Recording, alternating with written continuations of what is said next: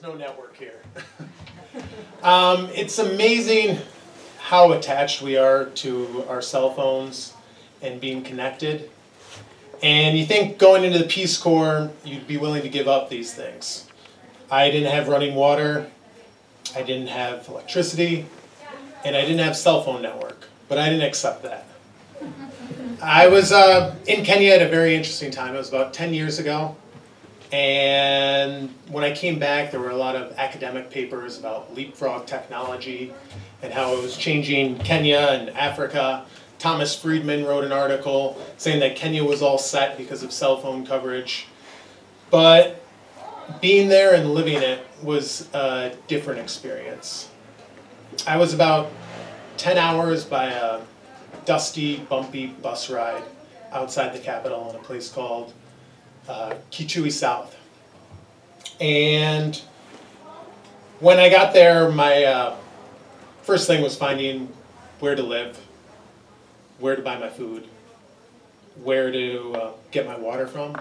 And then it was about staying connected and finding my cell phone coverage. So I asked the people where I could go to get network, and they said if you ride your bike outside of town, just outside of town, there's a large rock, and they took me to it. It was about the size of a 2- or 3-story building, and I would climb up on it, and sure enough, I had a few bars, and could make my phone calls and send a few text messages, and it was so my way to stay connected, and it became part of my routine.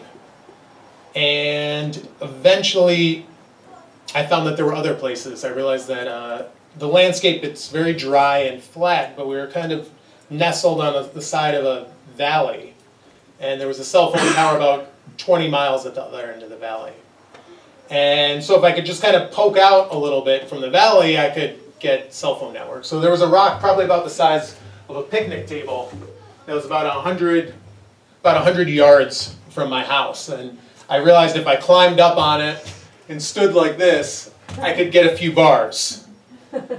And so that became part of my routine. It was in the morning, I would go out and send a few text messages to the United States, to my friends in Kenya, other Peace Corps volunteers, and then I would come back at night and do it. And in order for me to have a conversation, I would have to stay out there and sometimes wait for someone to reply, or else I'd go back into my house and walk back out to send text messages. So as I developed friends in my village, they began to notice it and think it was a bit peculiar. And so they would ask me, like, who are you texting? And why do you go out there? How often do you go out there? And then they started, I think, kind of playing with me and saying, oh, you know, there are lions. And I didn't believe them.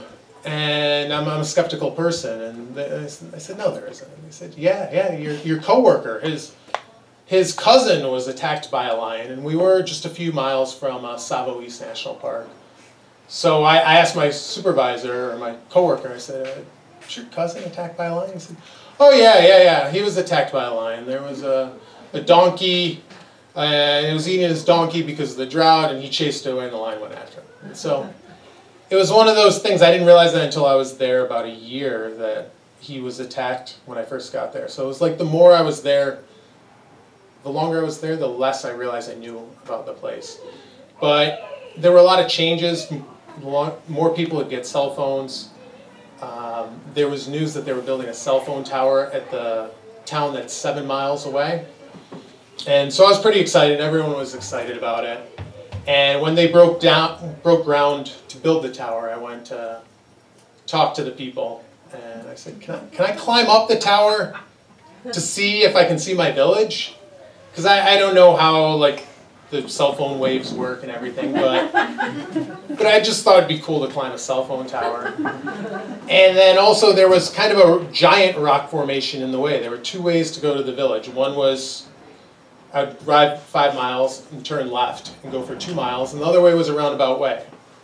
And it was because of this giant rock. And so I climbed up, and I saw the rock. I couldn't see my village, and I thought, oh well. And anyway, then they turned on the cell phone tower, and I still didn't have coverage in my rock. I mean, in the village. But there were more people who purchased cell phones, more people would come out and see me at my rock. And so I wasn't alone. And that was 10 years ago, so cell phone really does have a power to change the country, and there's ways to send money and all kinds of great things. So, thank you.